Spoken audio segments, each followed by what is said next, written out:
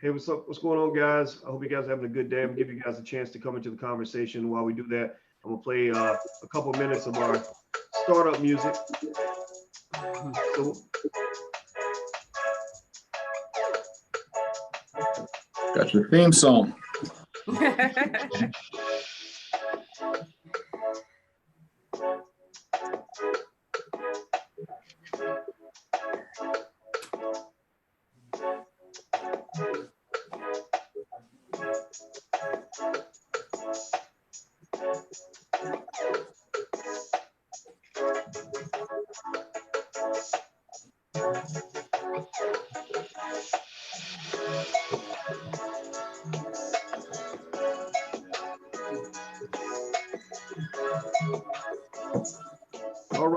all right. What's going on, everybody? I hope you guys are having a good day. I'm Dr. Boyce Watkins, and welcome to Dr. Boyce TV, the home for intelligent Black people.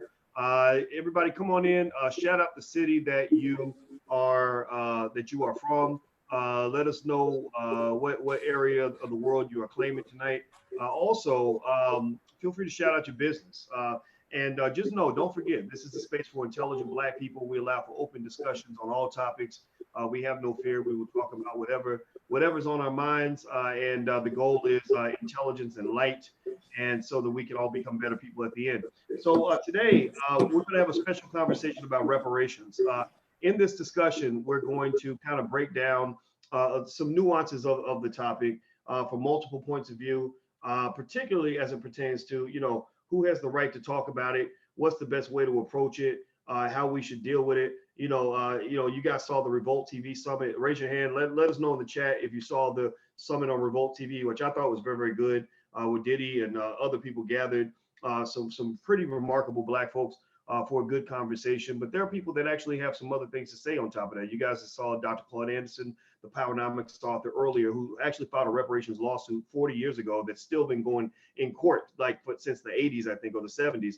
And so there are people that believe that those discussions should be included as well. So without further ado, let me introduce my guest. My first guest, the pleasant woman that you see on your screen, is Miss Faye Bishop. Faye is she is a mama entrepreneur. Also, she has a YouTube podcast. And what is your show called again, Faye? I didn't write it down. It is the Faye Bishop Report. The Faye Bishop Report. Yes. Yes, and you know what? I bumped into Faye's intelligence because she's you make those really good friends on Instagram and or Facebook, and you don't even talk to them, but you see them on a regular basis, and you come to respect them. Well, Faye was like that. I saw every time we had an intelligent conversation, Faye had something smart to say, and I always take note of the smart people and the jackasses. And Faye was whatever the opposite of a jackass is, that's what Faye was. So I wanted to hear Faye's opinion on some things she had to say about the Revolt Summit as well as the reparations debate. The other person, you probably know him. He is known by many as a leader, young Malcolm. He is, in my opinion, one of the most respected real estate gurus in this country, in this world. He actually is the founder and creator of the Tulsa Fund. You guys know that I'm an investor in the Tulsa Fund. I told you that there's no secret to that. And he's done many other great things in the community. He does corner classes where he teaches real estate on the corner in every hood all across America. And so I'd like for you guys to give a digital round of applause as well to Mr. Jay Morrison. How you doing today, brother? Hey, peace, King. I'm well, blessed. All right. So here's where we're gonna go with this. I know. Here's my problem. Here's what's wrong with me. I talk too damn much. I talk too much, right? And so I'm gonna try to shut myself down and let you all do most of the talking. And I think Jay would agree with me when I say that we believe in ladies first. And so Faye, I hope that you don't mind. First with the first thought of the day. You made a remark about the Revolt TV Summit. I don't know if you guys saw the Revolt TV Summit where you had T.I. and Killer Mike and Candace Owens and Tamika Mallory, and then two other random Black people that I don't know. A guy with a bright yellow tennis sweater on. I didn't know who he was. And then another lady who was screaming, I love Donald Trump. But I thought it was an interesting debate. I thought it was progress. I thought that they were having a real conversation that goes beyond what we typically see. But Faye, you had a unique perspective on that. Can you kind of address some of that? Yes. Well, first things first, I'm still unsure of what this event was supposed to do or why everyone was there. And I think that's very important to people like me, as well as other Black people in America, because I think sometimes we forget that the why is just as important as the what. We knew what the summit was about, but it's like, why was everyone there?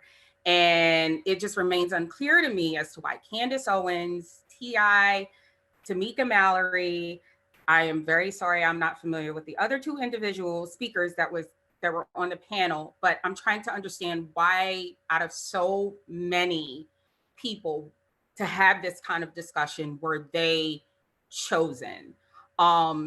It also is a bit unclear to me of whether or not we were there to discuss a real Black agenda or if everyone was just there to debate politics. And the reason why I'm saying that is because I noticed one of the first things that the moderator, Jeff Johnson, started off with, he started talking about the election. He screams out into the crowd. He says, how many of you are pissed off about everything that's going on?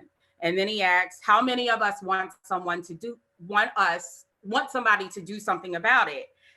And I'm just like, okay, that's really interesting to say, because I feel like though that wasn't a really good opening considering the kind of summit that it was. I mean, when you hear the word summit, the definition itself means high point or highest point. So I feel as though we're getting ready to get down to business, yet we're getting ready to talk about the election, which automatically set the tone of the narrative that Black people are victims looking to be helped because we cannot help ourselves, and that it is white people and white politicians who have all of the solutions. So that's what confused me. I found that a bit unnerving. Honestly, it's become quite irritating to me because every time Black people are in a room having a discussion, and I've been noticing this for the past 3 years, Donald Trump seems to be the topic. He becomes the nucleus of the center topic discussed. And then we get to what it is we need to do later. And that's the problem that I had with the summit. I believe it was a genius idea. I was trying to listen to everybody. It was a little bit difficult to do, but I think because the moderator set the tone, it kind of riled up the emotion in the room, and already it put everybody on 10, not just the audience, but also the panelists. So it made everybody put up their defenses, from Candace to T.I. to Tamika and Killer Mike. Everybody, just kind of had their defenses up because that Donald Trump it's just a trigger name. And that's what kind of made me go, okay, what is going on? Are we discussing a Black agenda, or is everybody going to debate politics here? Interesting. Well, Jay, would you like to respond to that? I know you were at the Revolt Summit and you were there, and you could probably tell us who the other panelists were, like the guy with the bright yellow sweater and all that. What were your thoughts on the summit? Did you have any of the same observations? Yeah, to give everybody some ground zero perspective, because I was there for not every single moment of, but the entire weekend, right? So Revolt Summit was a 3-day summit, right? Okay. That political event was on the Revolt agenda, and it was the you might call it the climax, but it was the last event of the summit, right? So my wife and I, Ernestine Morrison, shout out to the Queen, we attended multiple events, right? There was a women's leadership event, there was events on Black colleges, there was events on the making of quality control music, right? There's all kinds of activities and events throughout the summit. But this one obviously was one that really went viral, so to speak. So this is what we all know of or hear of. We think that it was all about that. When you look at the title of that event, I forgot the exact title. I'll probably have it in my phone because I screenshotted the summit agenda. That title was about politics. So it wasn't a Black agenda summit. It wasn't a Black agenda topic. The topic was politics.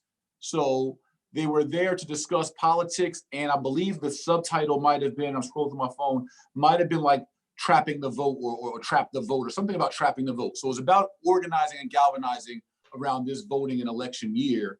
And I think Queen Faith, that's why the tone for kind of how they led in.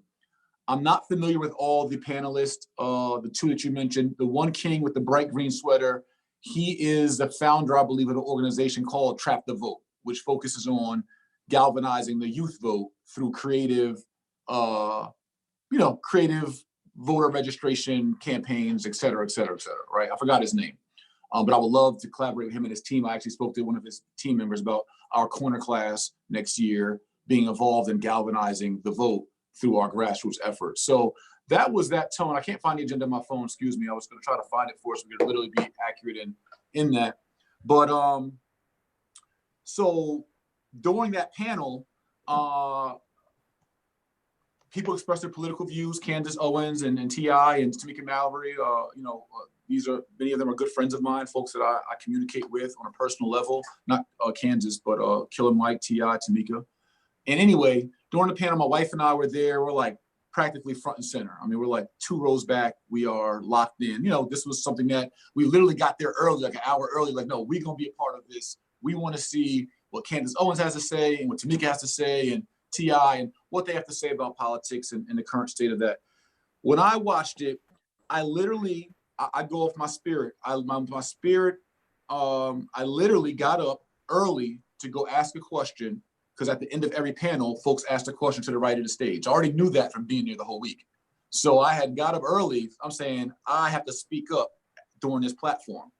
And what my spirit led me to speak up about, which is what I said, which is what I've been advocating for years, is is it Faith or Faye? I'm sorry. Faye. Faye. Faye, sorry. Okay, I want to get you. I have a Faith here in my office, and you guys could be cousins too. But okay, Faye.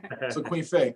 But so what I specifically want to know, to your point, was great, because Killer Mike talked about we got to burn the one master's house down, the other master's house down. We got to have our own agenda, and all that. Everybody got all riled up. And as you all know, if anyone that follows me, I'm all about self-determination. I'm all about doing for self what we can do for self, creating our own infrastructure, et cetera. And so my question was, and how I led, was saying, all right, we all talked about that. So can we create an environment, which I wrote in my book, The Solution. It's a bestseller on civil rights and liberty, The Solution, How Africans in America Achieve Unity, Justice, and Repair. And I wrote a whole chapter about what does unity look like in real life? Just like group economics, right? We all say group economics, Black Wall Street. I said, what does group economics look like in real life? I said that 5 years ago. Then I went and created the first Black-owned real estate crowdfund in the history of America to be an economic vehicle to live out our group economics. No different than when we talk about Black political unity or national unity or whatever you want to call that, right? Our unity, period. What does unity look like, and how do we actually implement unity from a practical standpoint? Come on, action steps. So anyway, to fast forward, I wrote that out in a book, and that's what I was alluding to, because I had the private conversations with Tamika, I had private conversations with Tip. I never got around to Killer Mike, but I had private conversations with Dr. Boyce, right? Dr. Boyce, I'll talk to you about the Black Vote Day, and us getting together, all leaders in one room, and having an open discussion about what is our nationality, what is our unity, what is our agenda, what is our constitution, what is our core values, what does that look like? Let's stop talking about the shit and let's actually put it on paper. Let's mastermind, let's put action steps in place, and let's go execute and live out Black unity. And so that was my passionate question to top off the question and answer session of that debate, which then led into Tip's response, which he and I have built on about reparations and all that kind of stuff, which have now inspired to a different conversation. But my question had nothing to do with reparation. My question was about Black unity. What does it look like to literally unify ourselves in a civilized and sophisticated manner to create actionable items and actionable steps for us to implement Black unity in our generation, in our lifetime? And so that's what I want to bring to the panel. I'm cool with all the political. I'm a Malcolmite. Listen, nor Republican nor Democrat. What the hell do we have of our own that represents us in our agenda, and not in talk and theory, but in actuality? So Faye Bishop, let me ask you this. Give me an answer on this question. What does Black unity look like to you? And are we close to it? When you see disagreements and you see, sometimes we're trying to figure out what's the line between a disagreement versus something that just simply represents complete disunity. Are we close to Black unity, or do you think we have a lot of work to do? If so, how? I think we have a lot of work to do. And I think the work that must be done has to not only be done in America, but globally. one of the things I've noticed about this reparations conversation is this argument about lineage and origins. And I think that that is what has so many of us divided on this fight for reparations. Because there is this argument of whether or not Black Americans should separate themselves from the descendants of people of Afro-Caribbean descent. And South America it's widened the divide. It's like created this gap. It's like you're marginalizing people. And I think that in order, because reparations is something that has been fought for decades. I know I read something somewhere recently about how Cubans, as well as people in Guyana, I'm not sure, have also kind of been fighting for their reparations as well. So that's why I say this is a global fight, but there seems to be this great divide. And that's why there hasn't been any unity, because everybody's kind of separating themselves off into these packs, into this lineage. And are you have this? Are you have that? Are you of Caribbean descent? Are you mixed? Are you this? And that's what's kind of, so it's separating us versus bringing us together, I feel as though, both socially and economically. Okay. All right. So Jay, let me ask you this question. Let's I'm not gonna ask you a question, Jay. I'm gonna ask you a question so we can chop to the heart of the issue. Sure. You know what's on our mind. I know a lot of y'all were asking me about this. So you know, if some shit's on the table, I'm gonna address it, period. Nobody stops me from talking about what needs to be talked about. There are some people that and I'm gonna go ahead and say the name Tariq Nasheed with complete respect. Because I just got finished texting back and forth with Tariq, and I want to make sure that it's 100% abundantly clear that this is not a conversation to be had where I am making this into any kind of a beef or Biggie Pac situation. I talked about it today, and I used the word beef in quotes, but I did it in quotes because I don't think it's a beef. It's not a beef, and I don't think you see it as a beef either. But you know, based on my perspectives, but here's what happened. Here's what I saw, and I'm gonna tell you what I saw. Then I want you to tell me your point of view on this, and I'm gonna hit Tariq back because I'm gonna hear his point of view privately, and then I'd love to talk to him publicly as well. Okay, so here's what I see. Okay, so I'm sitting here on YouTube doing my podcast. People are coming to me. Did you see where Tariq and Jay are beefing? And I'm like, Jay Morrison, like Tariq, what's going on with that? And I'm sitting there just, you know, people keep talking about it. And I'm like, well, so what happened? You know. And then some people lead me back to Instagram, where there was I guess a post made about a couple of things. One was your remarks made at the Revolt Summit, which I guess offended certain people. And then also you went on vacation and you had a hashtag Dominican J. And apparently the Dominican J hashtag offended some people as well. And so, you know, I didn't like it. I didn't feel comfortable with it. I really said, you know, I thought about it, right? You know, a lot of people say, I'm not going to talk about it, I'm not going to touch it. But y'all know me. I can't, you know, when I was a kid, my mother used to always tell me, your mouth will either make you great or get you killed. I'm curious to see which one. Because when I see something needs to be discussed, I got to talk about it. So that's when I hit you up. I heard your side of the story. I talked to Tariq. I heard his perspective.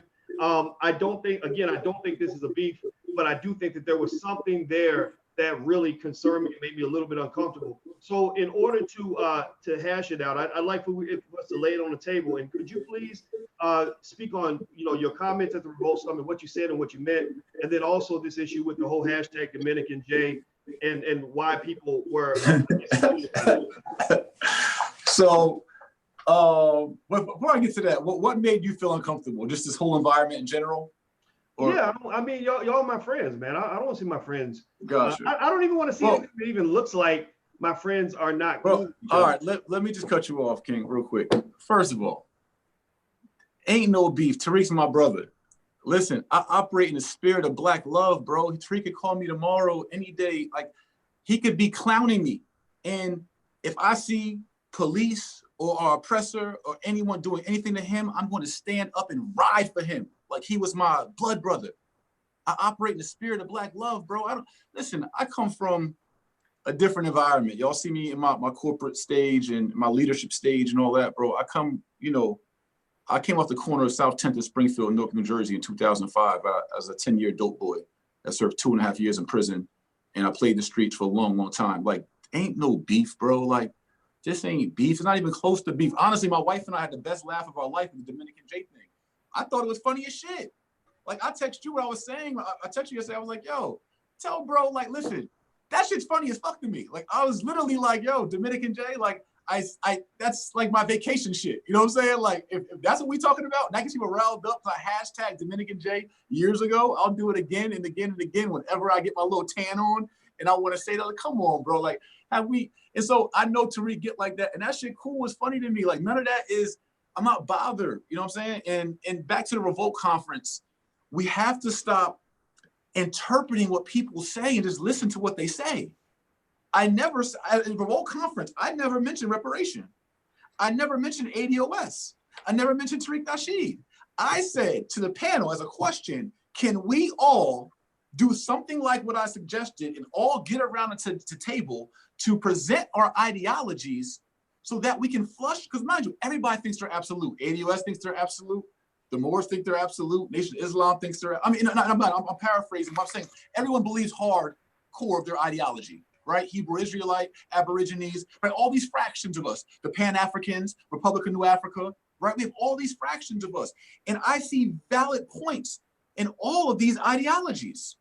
And again, as Malcolm said, we can squabble over our differences all day, every day, our religions, our skin tones, our financial levels, our educational levels, our backgrounds. We can squabble. Let's put those differences in the closet and then get together and talk about what commonality we have and the common enemy that we have, which are those that oppress us. So all I'm saying, which I text Tariq, I didn't even send you the text, my inbox to him, my DM to him, because what I was saying as a chess move, right? My goal is the repair, unity, and justice for our people. That's my life goal. I don't give a fuck how it's done and who does it under what auspice. So if we had a Black Vote Day, and in that Black Vote Day, the Moors made their case, Nation of Islam made their case, the Hebrew Israelites made their case, ADOS made their case, and whoever else. Me, I'm talking about my ideology, my philosophy. I'm not saying we got to do it. Nobody got to say, oh, you clown, you cool. I'm just saying what I'm thinking as civilized people we could do, where everybody makes their case as to why they feel their ideology, their plan, their Black agenda is correct. The Republic of New Africa, whoever who's been doing this for years, who may not be as relevant now, whatever, give everybody their say-so, right? Like the civilized nations do. And so then let me jump in and ask you this. I also got the impression that you were being politely asked to not even contribute to the reparations debate. That was the part that kind of got to me a little bit. I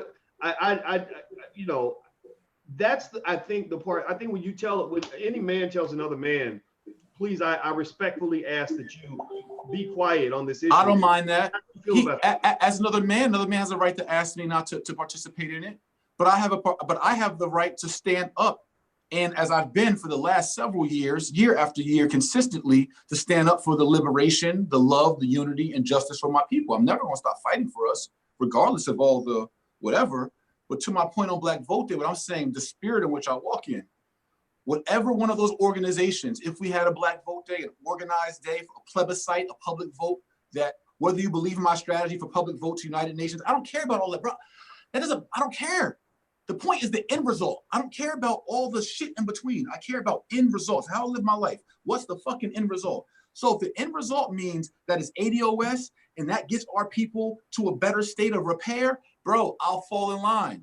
Like, it doesn't matter. Quick thing, right? I'm not trying to spit bars for you, but I want to show you a point, right? For real. This is something that I did on my corner class tour, but I mean this. This is all real life. Every moment of this is fact. Every bar of this.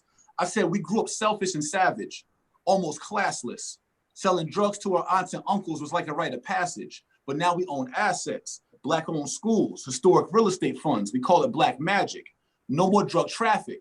I put away childish things. I adopted some new habits. No more saying nigga and bitch. Man, we passed that.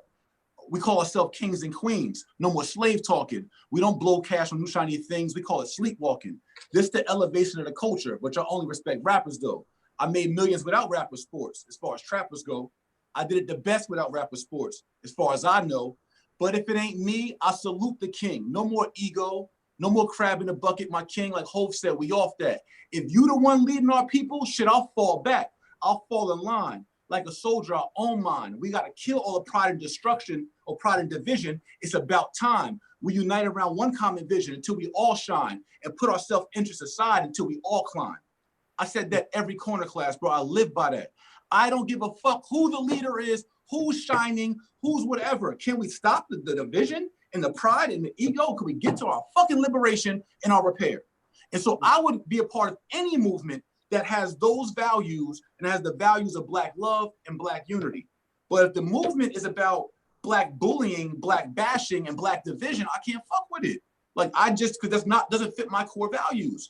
But in regards to reparations, bro, I'm not claiming to be the expert. All I relate is to what my elder told me. Was he right or wrong? I don't fucking know. Are they right? I don't fucking know. Am I willing to get behind with my resources, my energy, my time, and all that God gave me? Whoever would be the leader in that to support our people all day, every day, I'll ride and die for our people. That's my spirit, period.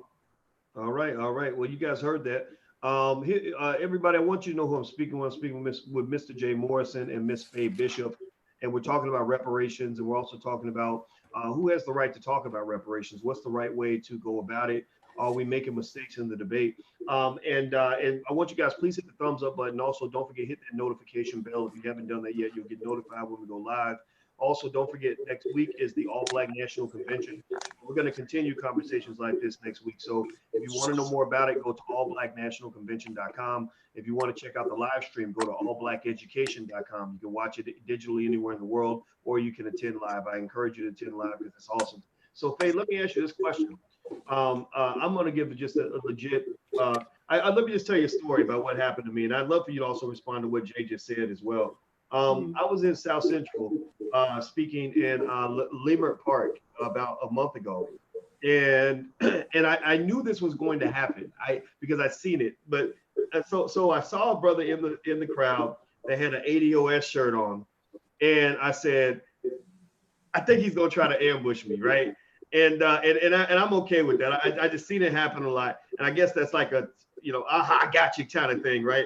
And so I was just sort of waiting, and the brother, he starts speaking on. He grabs the mic and starts asking this question, and it was somewhat aggressive, And now the thing that was interesting was I knew where the conversation was going to go from the first words that came out of his mouth. First thing he said is, I'm part of ADOS, and I also, I don't know if he said represented or I'm connected to the Minister Louis Farrakhan, or I honor the Minister Louis Farrakhan. And right there, that was a contradiction, right? And the reason that was a contradiction, I knew I had the contradiction to work with, because if you go back and look at the ADOS movement and the foundation of it, which was Yvette Carnell and Tone, Yvette went through and systematically sought to dismantle Louis Farrakhan. I mean, I'm talking about, it wasn't just like, I disagree with the minister. It was, he's trash, he's garbage, he's a joke, he's worthless, he's blah, blah, blah, blah. And so I'm sitting there thinking like, wow, maybe you're not informed, of where the root of this energy is coming from. All this aggression that we're seeing with ADOS conversations, where it's like, you don't belong, you suck, fuck you, we hate you. All this energy that's I think really disconcerting for a lot of people. It does start with Yvette, because she was my friend. I know how she thinks, right? And I also know that you can create a unified atmosphere when you're seeking to destroy everyone. It was not just Farrakhan. I had to go to Farrakhan's house to apologize, because this happened on my YouTube channel. You got Dr. Claude Anderson was attacked. You had a Pan-Africanism attack. So that means you go out to everybody, including the Marcus Garveys and everybody else in the world. It just didn't add up to me. And so I'd like to get your take on this. I know that you had mentioned something earlier about what unity looks like. And it seems to me that one of the mistakes that we're making is that we are too all over the place, and you got too many people out here trying to fight as opposed to trying to build. And I think that there's a difference there. Can you speak to that, please, Ms. Faye? Yes, and that goes back to what I was saying earlier about this argument of origins and lineage. That's what has everybody at each other's throat. When the reality is, and Jay Morrison, I agree with every point you spoke on. I just want to make that very clear. I am a do for self for myself, because I am a firm believer that it is our economics. It is our resources. It is how we unify and put all of that together. That is the only way that can be used as leverage for our own political power. It is about being self-reliant and not relying on those we know who hate us to take care of us, and making demands, even for reparations, without the ability to physically and economically enforce them, to me, is an act of empty political rhetoric. That's just how I feel.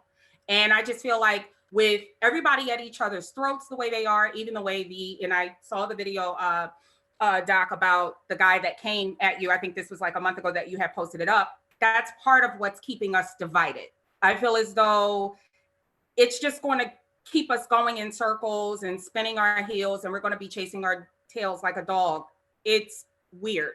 One of the things that did make me uncomfortable with the Revolt Summit is the fact that it doesn't seem like a lot of people on the panel wasn't very informed on reparations.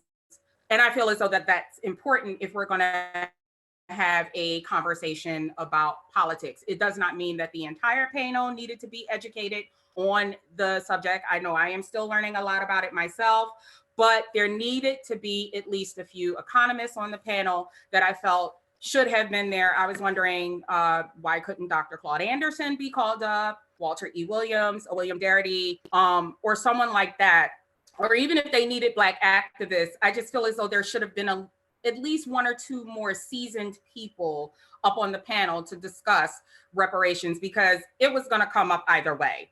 And unfortunately, there wasn't. And I just feel as though there were so many cringeworthy moments during that debate that just kind of made a lot of people feel uncomfortable. And that's where the emotion came in at. And in fact, this reparations argument is very emotional for a lot of people,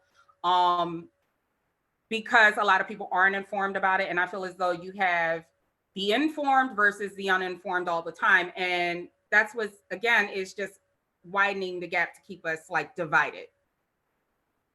Interesting. Well, I appreciate you sharing that point of view. And I saw that that Yvette and Tone were actually in the live stream. I don't really necessarily, I can't rock with crazy. In your live stream?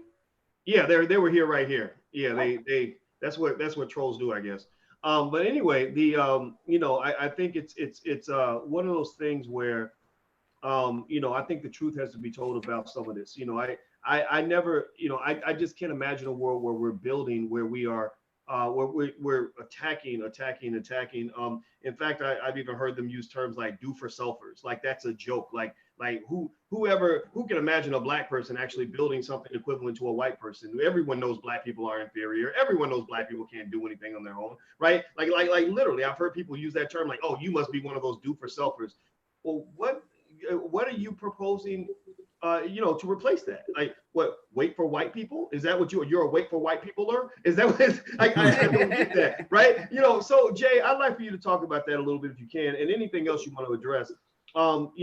Two things. One, build the energy necessary to build versus the energy that divides, and also why we can do for self. I mean, you did something that was historic, in the development of the Tulsa Fund. I was glad to be a part of that. Nipsey Hussle supported that. Lots of people supported that.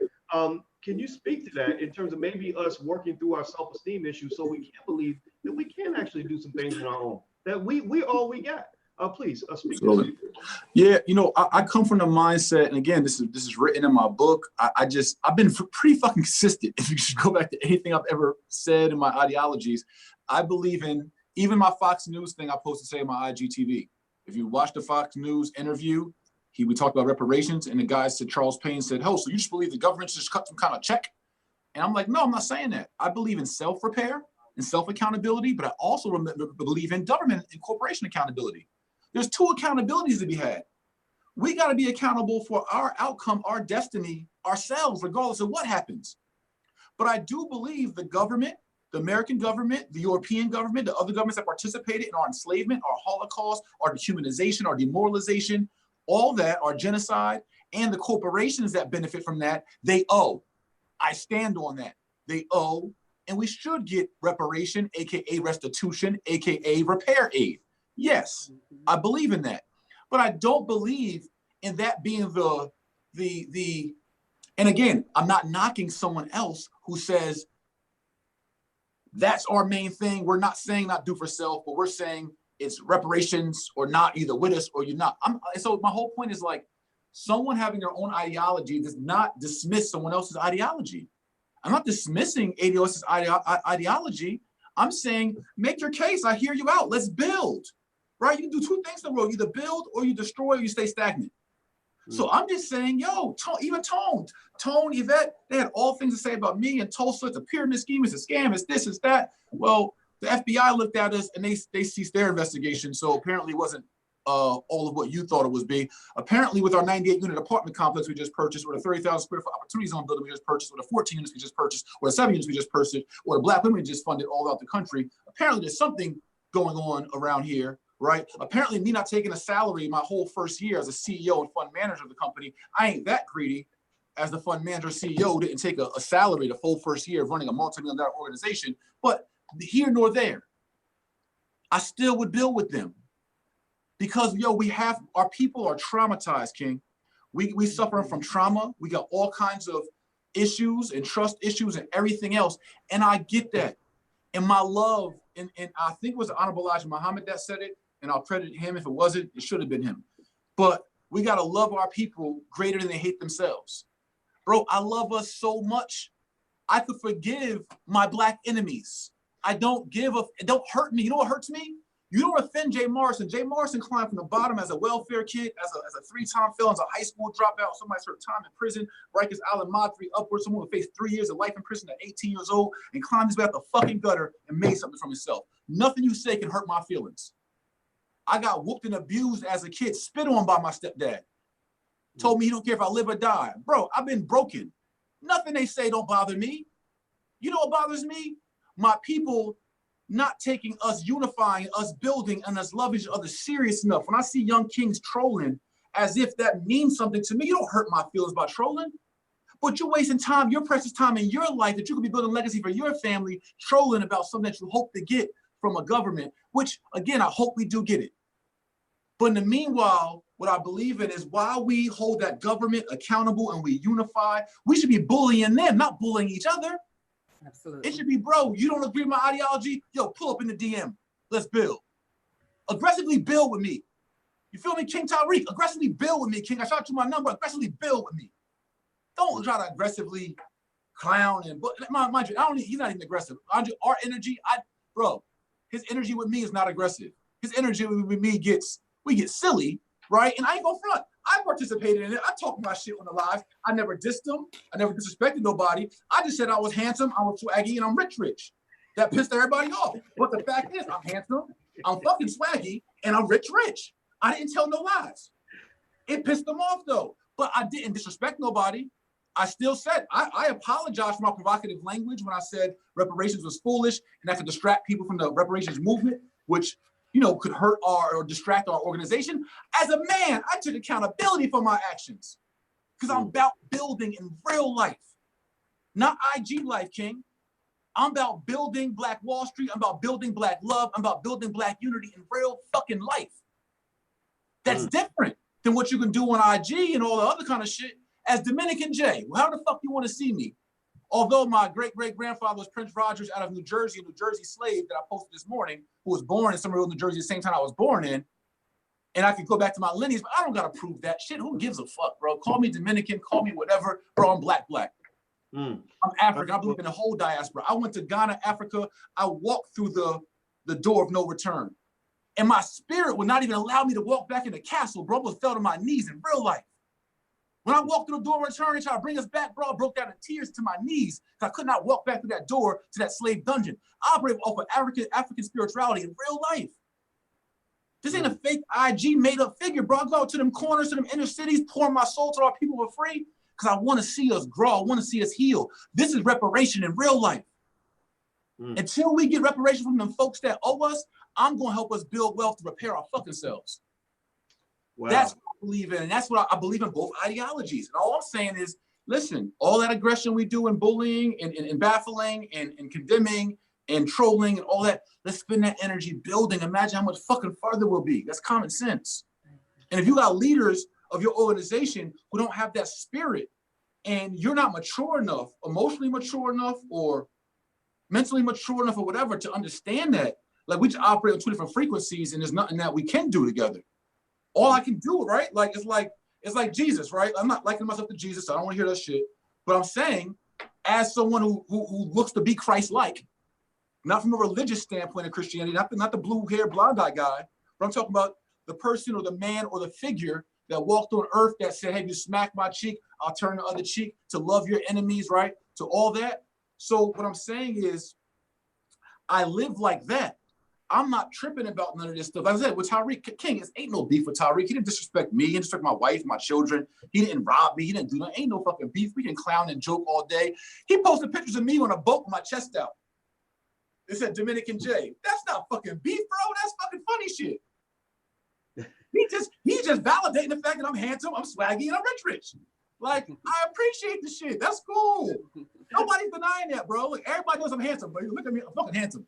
Like, I'm swaggy. I get dressed every day. People know Jay Morrison gets dressed, whether it's an African tunic, whether it's a three-piece suit, whether it's a white tee, whatever it is, Jay Morrison get fly. His wife get fly. And I'm fucking rich. Been rich. Hey, it's cool. Been bankrupt. Still bounced back. Still managed over 20 million in business assets in real life. So listen, that has nothing to do with me dissing anyone else. I give glory to God. I didn't do that on my own accord. God put oil in my life. He gave me grace. He gave me purpose. And so I use my wealth, my resources, my talents, my gifts to uplift my people. I'm not bragging to say I'm the greatest. I'm bragging to say that God did something great in me. It's different. I'm a different kind of guy. And so anyway, all to say that I believe in do for self. I believe in self-accountability, but I believe in government and corporation accountability. And I'm willing to get behind any movement that can operate in the spirit of Black love first. What is the point of reparation? Now, you might get pissed at this. I don't give a fuck. What's the point of reparation and restitution when you can't even love yourself and love your brother who you're fighting reparation for? What's the fucking point of that? So you can have a check to go be a consumer and go spend it on some white organizations to go get their families richer and richer off the same check that we don't even fought for? We have to root our movements, in my opinions, my ideology. Don't mean I'm right. But I believe we have to root our ideologies, our movements in the spirit of Black love, Black unity, Black dignity. Now, if ADOS is willing to do that, Tone, Yvette, Tariq, man, I love the agenda. I do. I read it. I went to ADOS101.com. I love the agenda. But I can't get down with the Black bullying and the lack of Black dignity, the lack of Black love. If they can switch that culture around as the leaders, bro, I'm all with it. Let's rock out. And you want Jay Morrison on your team. You want Ernestine Morrison on your team. Let's go get the reparations we deserve while we go build our own at the same damn time. Let's collaborate. Let's both chime up. Let's get past our personal differences. We learn from W.E.B. Du Bois and Marcus Garvey and Booker T. Washington and Malcolm and Martin and all the other internal beefs and squabbles and all that. We learn from history. Why do that again? Why not be wise enough to learn from that history and say, damn, I don't really fuck with Jay. He a little... You might think I'm arrogant, narcissistic, whatever the fuck it is. I'm just honest. But whatever the fuck you feel about me, but man, he would be good for the movement. Fuck it, I can get past that. I mean, I like Tariq and all his little jokes and his little this and that. Actually, I do like it. I think it's funny as fuck. But whatever. I mean, I like Tone and his little whatever he do and the way he wears fitted hat all on his face. I mean, I like that shit. But I can get past that to say, bro, we could build.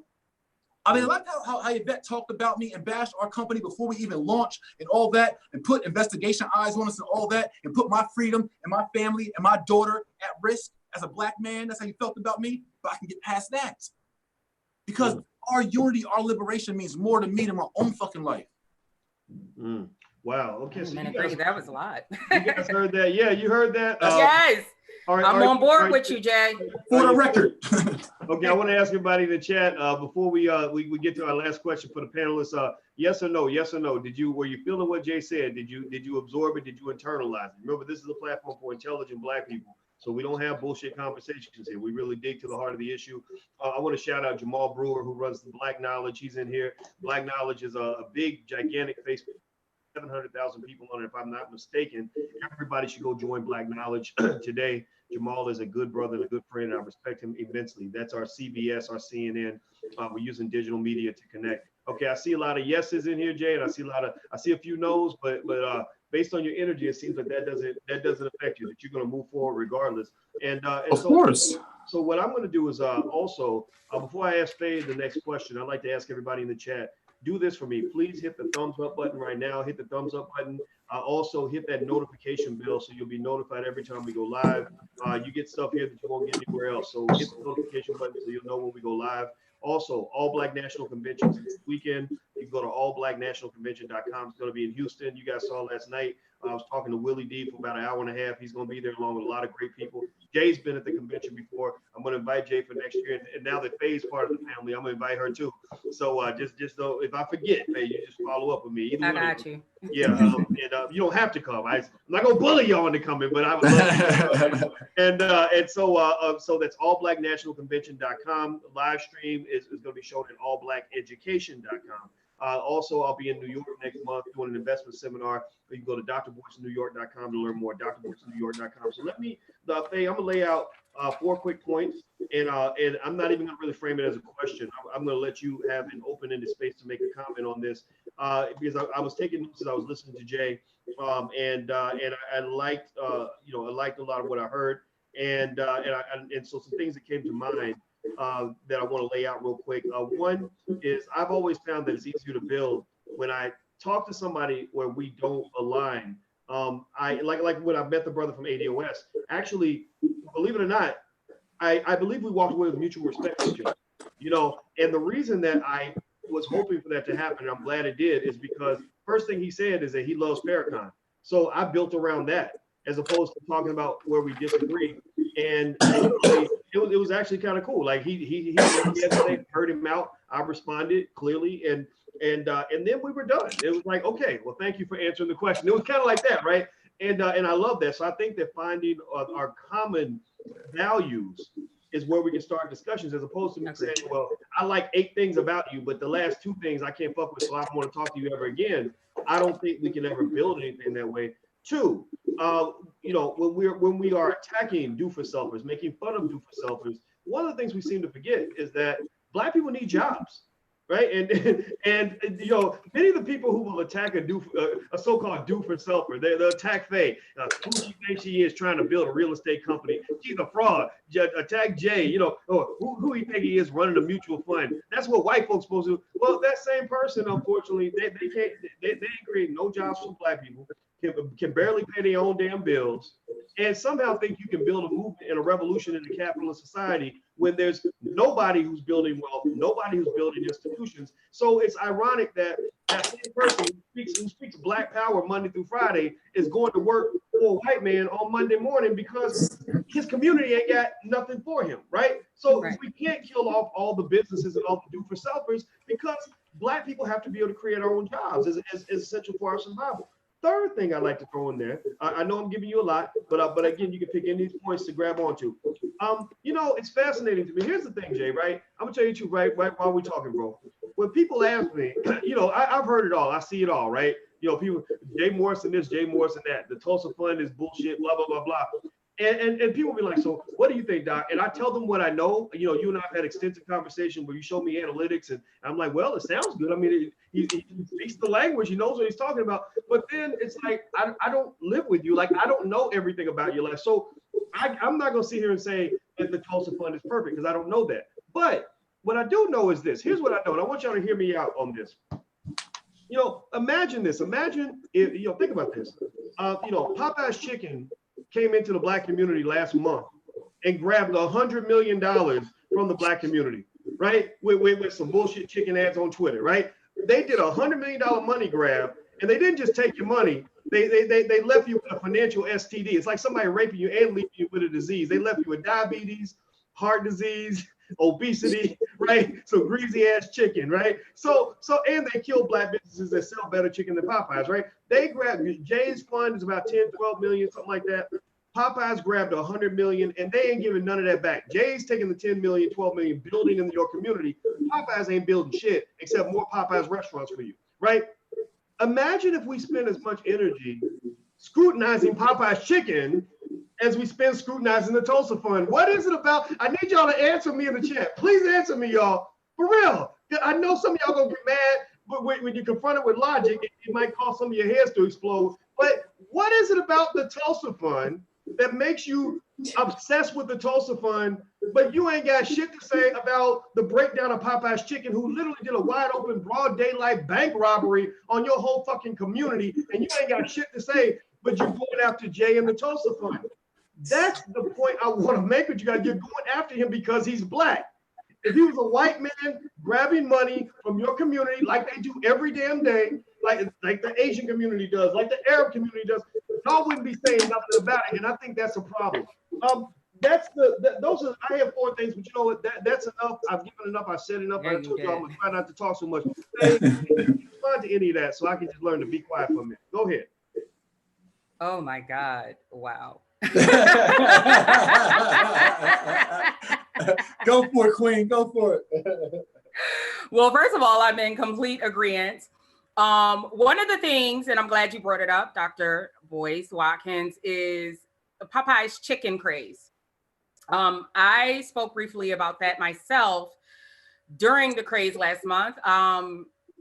It basically dug a hole, or rather poked holes in this Black wealth argument that I notice members of ADOS tend to like to have about how we don't have wealth. If we don't have wealth, then why is there so much money being poured into consumerism from us? That's one of the things that confuses me a lot. It's like we just gave Popeye's Chicken over $100 million when we could have put all of that together into the Tulsa Fund, real estate fund, or into other Black businesses as well, all across the US. Why are we not utilizing our wealth to build, but rather become bigger consumers? That's one of my biggest arguments. And I think that again, has to do with math and allocation, which is one of the things I feel as though a lot of Black people, this is where we fail. I feel as though we have a lot of, well, it's just the math and allocation that is messing us up, and lack of unity. That is my personal opinion. If we can give Nike a bunch of money after they stick Colin Kaepernick's face on an ad, then we can afford to give money to a small Black business. If we can give Popeye's Chicken $100 million, then we can all put that money into attending the Black business school to become more financially literate, which is going to be very important anyway, regardless of whether we receive reparations or not. I feel as though that in order to basically allocate and deal with math in terms of how we, build wealth, I feel as though it'll create a thriving Black middle class versus a bunch of small handful of billionaires. That's my opinion. I feel as though a thriving Black middle class is better than a small handful of millionaires. But it's this conversation about wealth, where it goes, who it goes to. And I feel as though there's this crabs in a barrel mentality where if they see someone like a Jay Morrison coming up, we want to know why. We're constantly questioning his ideals, how he built his business, where's the money coming from, what's going on, versus let's all get together in a room, sit down, have a conversation so we can all come up with a plan together as a group. This takes us back to that conversation about unifying again. So again, thriving Black middle class versus a small handful of billionaires. But what we should stop doing is pouring all of this money into white corporations. And I want to know, why isn't that discussed as often? I feel as though Black people need to get serious about building wealth. And by building wealth, by not becoming better consumers for white corporations. Okay. Jay, would you like to add to that? Yes, sir, I would. Thank you for, just those points, not that you said them on my behalf, on behalf of the community. You guys, and a little bit of it because we talked, but you just couldn't imagine, right? Think about this. There has not been a Black owned or Black managed group economic vehicle that has offered equity to our people of a company since Marcus Garvey and the Black Star Line in 1919. There's not been one, right?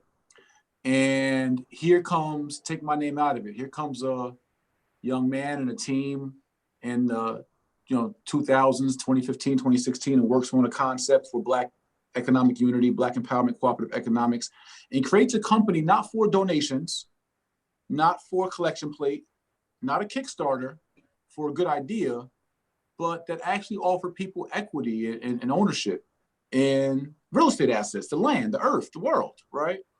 And has allowed nearly 10,000 investors to partake in ownership of apartment complexes, Class A office spaces, to fund multiple Black developers, Black women developers, 14 units, 28 units of student housing, right? In real life. That's something that was never created by any mogul, by any athlete, by any rapper, by any politician, by any economist, by anyone in the last 100+ years. I'm not saying for any boasting. What I'm talking about, though, is our people. How can you and why would you want to see that destroyed? And why would you be so adamant about picking that apart? I think it's just really a reflection of how we see ourselves. In that we can't see us being that great, that sophisticated. There could be envy involved. I just don't know. I'm not a psychologist. Don't profess to be. But whether we're me or someone else, it's so funny. Like you said, we can spend Popeye's chicken. We can donate the money. We'll go donate the money. We'll feel better about donating the money and get a T-shirt. We happy to donate the money. Somebody gets a T-shirt, but then we actually invest the money and own equity in shares. And we have an issue with even an investment that would inevitably come back or produce some returns or whatever the case is. And I just think it speaks to our trauma. And for me, I mean, there's a ton of encouragement, though. I don't want to focus on the negative. There was obviously tons of people that are like-minded, like-spirited, and about the work and about the action. But and we're going to do some more historical work. We got some great things on the way with the Tulsa Fund, the Legacy Center on the way, et cetera, the Black House. But I just want to figure out, and that's just my plight, King, is just how do we heal our people? How do we fix the more emotional trauma part of it? As a trailblazer and a pioneer to this fund, it has been discouraging moments and partly personal because people have said things. To call a fund a scam or a Ponzi scheme, that's a very strong word that the federal government picks up on when enough people say that. Mm-hmm. And for you to have no proof or receipts, we call it, or evidence of that, and to spawn out those words towards a Black-owned and Black-managed organization where you have a real person involved, right? I'm a real person. I have real daughters. I have a real wife, the Black family that we're trying to rebuild and repair. And to spawn out words like Ponzi scheme and scam and to spew out these irresponsible terms is like, shame on you, Black man. Shame on you, Black woman. Like, for us to do that and to be that traumatized or that hateful or that spiteful or that jealous or that ignorant, that immature, or whatever those words are, that is some really irresponsible shit to do. To have my family, my mom, my aunts concerned about what this government could try to manipulate or potentially do to me, because we know the history of the government with Black leaders. Mm-hmm. We all know it. So why would we as a people try to serve one of ours up for any kind of scrutiny? And I just think that we got to do better, man. Like, even outside of me, like for the next person that comes along, the next person comes along. This is why many of the celebrities and influencers I've spoken to said, bro, I ain't fucking with that shit. Like, why people don't want to lead, why people don't want to galvanize. They don't even want to deal with the masses of the people who are immature or ignorant and still acting savage. So we always say, well, why don't Jay-Z do more? Why don't Oprah do more? Why don't they come save us? Bro, nobody wants to fuck with us because when somebody gets involved and puts their freedom and their reputation and their capital and their resources on the line, we go try to freaking undercut them and throw them under the bus. That's why nobody wants to get involved with this repair work, because and we think that's the white supremacist that we got to worry about. But I got more bashing from our own than I did from any white person during this run of the Tulsa Real Estate Fund. Mm-hmm. That's self-destruction. That's a spirit of self-destruction. That is the spirit and the behavior of trauma that has been passed down from our former slave masters. We're doing the same thing. Oh, this Negro think he gonna try to free us off the plantation. Oh, he think that's the route. Well, I got a trick for him. We got to do better. That's just all I can really say on that, man. Like that's it's really sad because we have all the power within ourselves to go change our fucking destiny. We can do it our damn selves. Just get out of our own way. But I realize this even on a micro level is that sometimes when you're abused and you're traumatized and you feel unworthy, you can't even accept good shit. You've been so beat up and felt so unworthy and so traumatized that you can't even believe a blessing is coming your way. I remember my first big real estate check was $93,000. And I remember going on my way to the closing to the title company. And I swear to God, King Boyce, I'm like, man, this shit ain't gonna close. God ain't let me walk out of here with $93,000. This shit ain't gonna close. Like, I couldn't even believe that I could be blessed like that. Legally. Like, I just couldn't even believe that I was worthy enough to even receive that kind of abundance. Wow.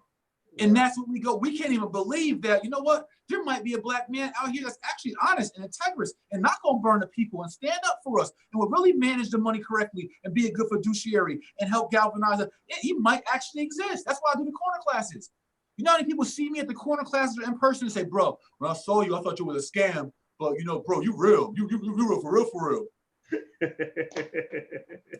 Why can't you believe one of your own, man? It's black love in the flesh. Good Lord. If I can interject for a minute, Jay, I have a confession to make about the fact that I came to know about the Tulsa Real Estate Fund through Antonio Moore, Yvette Carnell. Prior to that, I was familiar with Ernestine Johnson because I was familiar with her poetry, if I'm not mistaken. She was doing a lot of poetry, so I was already familiar with her. But I became familiar with the Tulsa Real Estate Fund because I saw a bunch of videos on YouTube.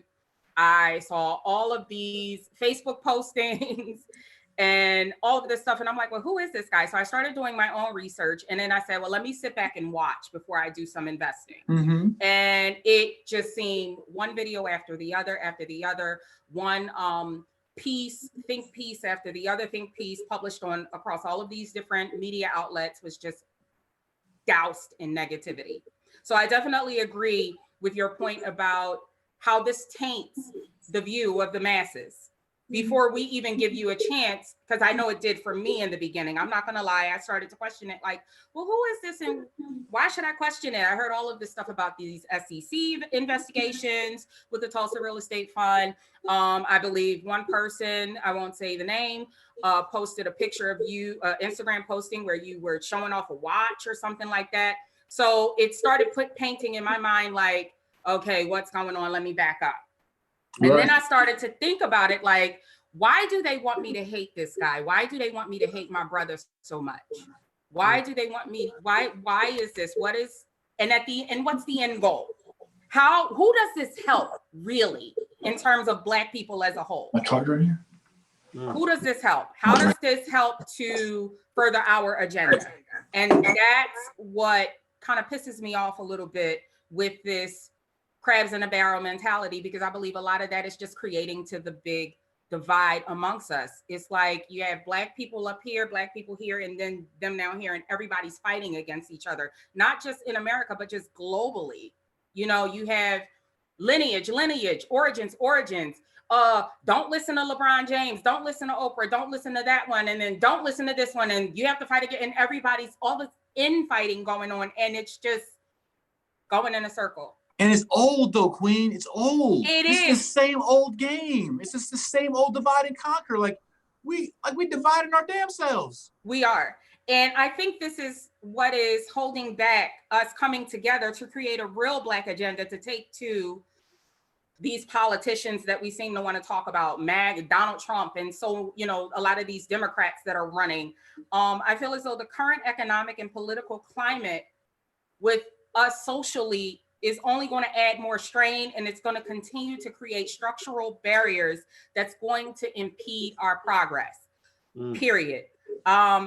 You know, I feel as though a lot of that is contributing to what's holding us back. I don't understand what is keeping everybody from getting in a room together and having a discussion about this and then pushing on. Okay, because honestly speaking, we could talk about Donald Trump all day. That's why I spoke about that. That's one of the things that pissed me off at the Revolt Summit. I feel as though it was too much MAGA, Donald Trump. when the reality of the matter is Donald Trump, Obama didn't care about us. We weren't priority one for any of these presidents. Yep. So let's stop centering the conversation on Donald Trump and MAGA and Donald Trump's Twitter account. Fuck him. Let's all get together in a room and talk about what's going to further us. But see, Quinn, here's the work. I'm with you on that. Here's the problem. We need some psychologists, because I don't got this fucking answer. But here's the problem. Then we get into a room and just gonna be like, well, why wasn't I in the room? And why was he in the room? And why wasn't I in the room? And you know what? He should have been in the room. Bro, it's like nothing will satisfy our people. We have to just get more mature. It's a maturity thing. And have to, like, even me, like, yeah, Ernestine and I felt we should have been on that fucking stage or on the economic panels and all that kind of stuff. But did that mean I got to go bash it or say anything or whatever? No, I'll wait my turn. Maybe it won't be my turn. I'm okay with that. We just got to be mature sometimes that things won't always be perfect or aligned or our way. And work with what we have. It's like we act like if it's not my way and it's not perfect, then burn it down. Like, bro, that's not part of building. That's not part of a team. It's not part of a collective, part of a family. Sometimes you won't be the one to shine. Sometimes you will be the one to shine. Like, is the end result more important than your personal feeling? Your personal feelings. That comes from me is a maturity thing, and it's a spirit, it's a frequency thing. If Black love really is the agenda, if you're willing to really risk your freedom, risk your life, risk your dollars, risk your resources for our Black progression, then you should be able to risk a little bit of ego. Risk a little bit of pride, a little bit of attention, a little bit of whatever. And until we have that spirit of sacrifice, that spirit of love, and just a holistic level of maturity, there's no way to do it because everyone's going to disagree. So we have to agree that we're all going to disagree and be able to move past that shit. Wow. Well, you know, I'll tell you what, you guys have had a wonderful debate here. And I think that a lot of progress was made. I did my talking earlier, and I became a student, you know, just listening to both of you, and you sort of sparked so many thoughts, and I'll share a couple of thoughts. First thing I'll share with people in the chat, if you haven't hit the thumbs up button, please do that. Also, I want to make sure you guys know the names of the individuals who are here. Jay Morrison, who is the CEO and founder of the Tulsa Real Estate Fund, along with Faye Bishop, who is a very intelligent Black woman, a mother. She has a podcast. And it's the Faye Bishop Report. Is that correct? That is correct. All right. And so, you know, here are a couple of thoughts that came to mind as I was listening to you speak. You know, Jay, I'll tell you, you know, first of all, I'm a big believer that a large percentage of the white supremacists in America are Black people. You know, I really believe white supremacy it's a two-person tango. You know, we can't really, it's hard for white supremacy to work if we don't support it, which a lot of us really do. And one example of many that we can point to is this idea. Again, we go back to it. Why are we investigating the Tulsa Fund more than we're investigating Popeye's Chicken, who grabbed 10 times more money and left diabetes, heart disease, and obesity and destroyed Black businesses at the same time? Why are we obsessed with what's happening in the Tulsa Real Estate Fund, but not obsessed with what's happening in Disney, who came and took $1 billion out of the Black community? Last time I checked, $1 billion was more than 10 million, approximately 100 times more, right? So Disney comes in and makes a movie. They take $1 billion out of your community by basically playing with you, playing with your emotions, triggering you in every way imaginable because they study you like lab rats. And none of these people that are investigating the Tulsa Fund doing extensive analyses on all the white businesses that are legitimately fraudulent. You know, and so with the Tulsa Fund, I'm an investor in the Tulsa Fund. I'm not just going to tell you guys about it. I put my money where my mouth is. And lots of other people invested. And so you're right, Jay, as well, when you mentioned that a lot of people support what you're doing. And I think that's a good point to kind of focus on as well, right? It's not that everybody is sort of doing this. You just sort of have sick people that are behaving in a very strange way. Also, the other interesting thing I remember my brother said to me one time, when I couldn't understand the hate, you know, you just got these haterologists, you know, that just, I hate this, I don't like that. Like, they're quick to tell you what they don't like, but they're not quick to tell you what they do like. They're quick to destroy things, but they're not very quick to build. In fact, I think that all the haterologists should be challenged. So somebody should go to them and say, okay, you're mad about so-and-so trying to build a school. Are you building a better school? You're mad because the Tulsa Fund isn't right. Did you build a fund? Tell us about your fund. You're upset because XYZ's business, you don't like Faye Bishop and the way she runs it. Oh, okay, how many jobs are you creating in the Black community? Or are you just seeking to destroy things, which at that point makes you may not be an agent, but you're acting like one, right? Because the goal, if you go back to Garvey, it's very similar, right? Remember, Garvey wasn't just taken down by the white supremacists. He was taken down by the white supremacists with the assistance of the Negro naysayer. The Negro naysayer was a critical component of taking down Marcus Garvey. He was the deputy. The white man was the sheriff. The Negro naysayer was the happy deputy who participated in taking down Marcus Garvey. So, I remember my brother made this quote that basically said that, I remember he said, the world hates clever people. And I said, what do you mean by that? He said, well, a lot of times it seems like if you're sitting in the middle of a bunch of, really depressed people who are unhappy, who've given up, who believe there are no solutions, who believe there are no possibilities, and one person figures it out, they come up with a solution and they break out of it and they get a little bit swaggy or maybe rich, you get people that are just mad. Like, wait, we're supposed to be poor and broke. And the fact that you're not broke like the rest of us means you must have cheated or at the very least, you're just a son of a bitch because I'm mad about my own life, right? The taller you get, the shorter I feel. And therefore I'm angry at you just because of that. And I think that we have to sort of call these things out. I need you guys the smart people in the room, please tell me if you understand what I'm saying here.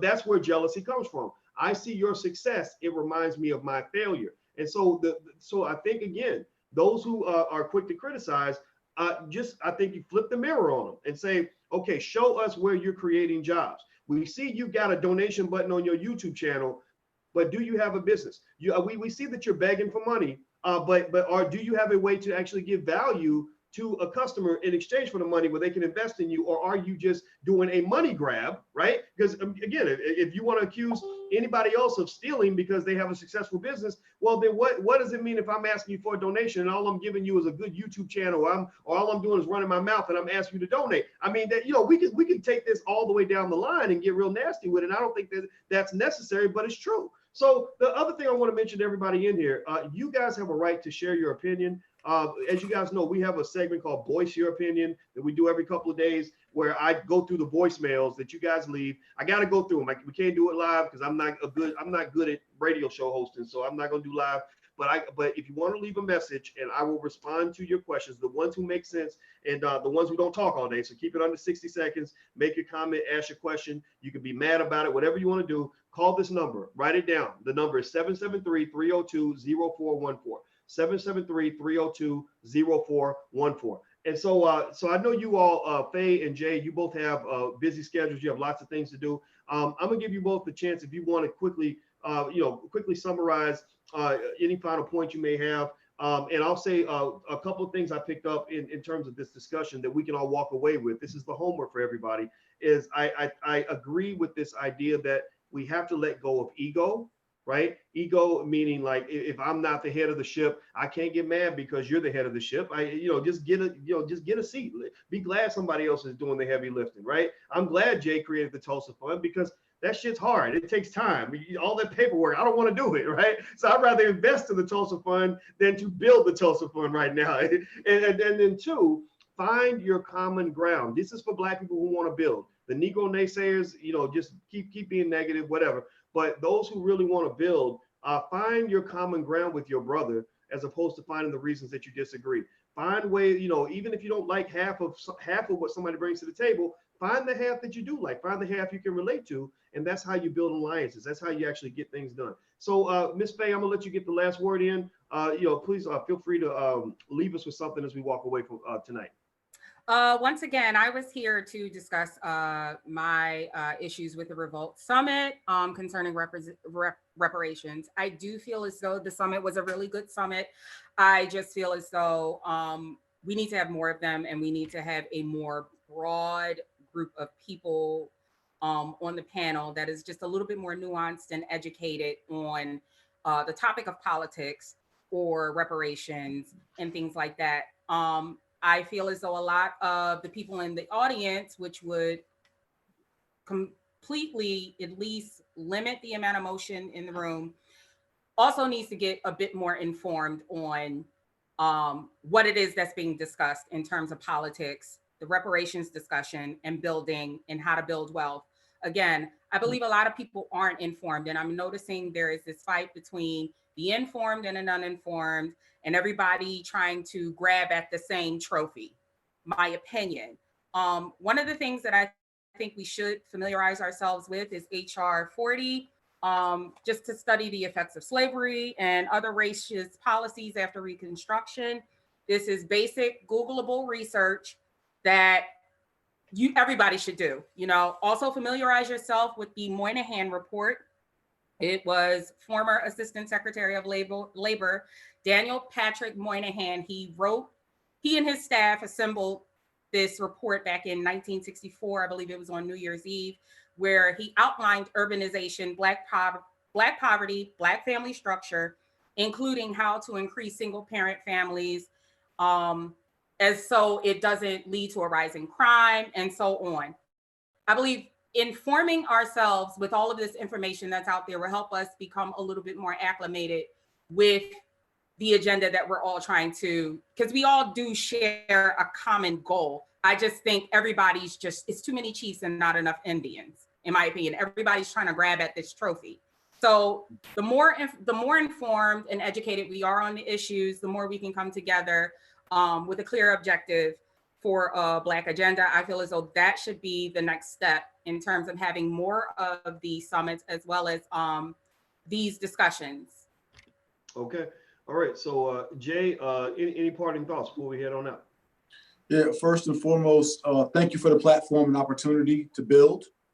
And Queen Faye, excuse me, it was a pleasure to build with you as well, and love your perspective. And just to everyone on, man, I love our people, man. I love us. Like, I can get my bag sometimes. That's just what I do. That keeps me motivated. It's called self-love. It's called self-confidence, right? It's about self-determination. I pour out a lot. I got to replenish myself, and I need to feel good about myself to do the hard work that I do on a day in, day out basis. But for the most part, again, I approach everything with humility. I know my life is only here by the grace of God. And I want to build with all my brothers and sisters. I'm willing to forgive, to turn up the cheek. I'm not going to let you just dog me though. Like, it ain't that. Like, don't get it messed up. But, I'm willing to build within reason. For all those who want to have equity and ownership in apartment complexes, commercial real estate, residential real estate, you can join us at the TulsaRealEstateFund.com. Be a partner with Dr. Boyce and I, Ernestine and I, Tamika Mallory and I, Demarius Thomas and I, B. Simone and I, and all types of other influencers and everyday working class folks who believe in group economics. And everything's spelled out on the website. We have a great campaign coming up in the next couple of months. We have a Black house, a building that's painted all Black 5 minutes from Atlanta Airport called the Legacy Center, which will be a financial empowerment center for all of us. 30,000 square foot, 2.6 acre campus. We have multiple apartment complexes, all started by this first Black owned fund. We have an audit. You guys can research our full financials. Everything's transparent, no bullshit. But let's build. Long story short, let's build, and let's root our movements in the spirit of Black love, man. If it ain't that, we ain't talking about shit. Agreed. All right. Agreed. Agreed. Right. So everybody who's listening, if you could, please give our special guests a digital round of applause and thank them for coming in here. I know that I'm appreciative of everything that you brought to the table. And let's let everybody clap real quick. Give a digital round of applause. All right. At Mr. J. Morrison on IG. At Mr. J. Morrison. At Faye Bishop. At Faye Bishop. At Faye Bishop, Faye. And Faye, your YouTube channel, is that what I just look up Faye Bishop if I want to find you on YouTube? The Faye Bishop Report. We're still putting everything together because I've had it for about a year now. So it's still a baby. It's still in its infancy. I know I've been doing, I think, a lot of guest hosting on a lot of podcasts, which has kind of like kept me from, putting a lot of work in that, which I'm very appreciative of, definitely. But the Faye Bishop Report is definitely where it's at. I definitely talk about wealth building, I definitely talk about investing first and foremost. Again, it's about being informed. And I feel as though that's the problem with so many people. A lot of people just don't have the right information that's pointing them in the right direction. And nobody wants to sit down and have a conversation that unifies us, where we all can be informed and discuss ideas. All right. Sure. So at Faye Bishop, at Mr. J. Morrison, the Faye Bishop Report. Thank you so much to our special guests. Everybody who's watching, please hit the thumbs up button before you go. Share this video, hit that notification bell so you'll be notified when we go live. That's only if you're Black and intelligent. If you're not Black and intelligent, then please leave, because we don't need ignorant motherfuckers up in here. We need smart Black people that really want to build or want to be smarter. You ain't got to be smart now, but we'll make you smarter. But you got to be open-minded. You come with that bullshit, we're gonna have to put you out. So please go ahead and hit that button. Also, don't forget All Black National Conventions next week. That's allblacknationalconvention.com. You can watch the live stream at allblackeducation.com. And then New York will be at drboycenewyork.com if you want to learn more. If you want to call in and leave an opinion, a very short, less than 60-second opinion on this show, and I will address all of these opinions when I come back around. Call this number, 773-302-0414. That's 773-302-0414. Thank you again to our guests, and we'll have a wonderful night. See you guys soon. All right, peace. Take care.